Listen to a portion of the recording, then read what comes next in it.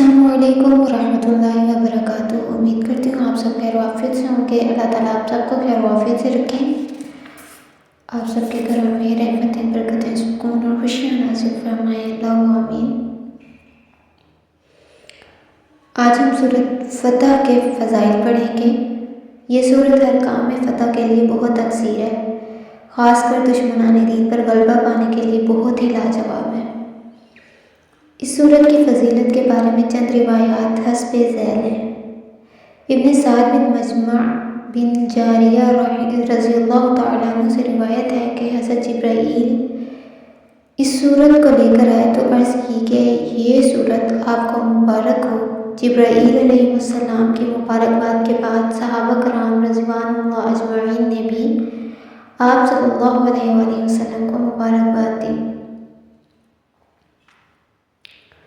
حضرت عمر رضی اللہ تعالیٰ عنہ کو حضور پاک صلی اللہ علیہ وآلہ وسلم نے بلایا اور فرمایا، مجھے اس سورت کے بدلے میں تمام چیزیں پسند نہیں جن پر سورج نے طلوع کیا۔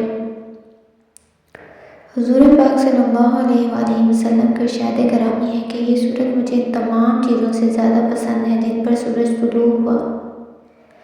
صلح حدیبیہ سے واپسی میں مکہ اور مدینہ کے راستے میں اس سورت کا نزول ہوا، اور جب یہ سورت نازل ہوئی تو رسول اللہ صلی اللہ علیہ وآلہ وسلم نے فرمایا، آج رات مجھ پر ایک ایسی سورت نازل ہوئی جو مجھے دنیا کی ہر چیز سے زیادہ پیاری ہے۔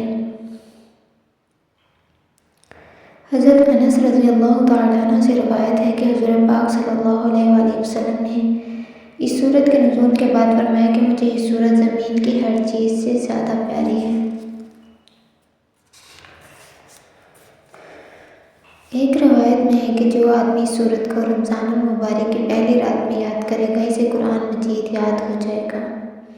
جو شخص اسے سفر میں جاتے ہوئے پڑھے تو وہ سفر میں محفوظ رہے گا، اگر جہاز میں جاتا ہوا پڑھے تو جہاز بخیریت پہنچے گا۔ غرض یہ کہ جس سواری میں پڑھے حفاظت اور امن پائے۔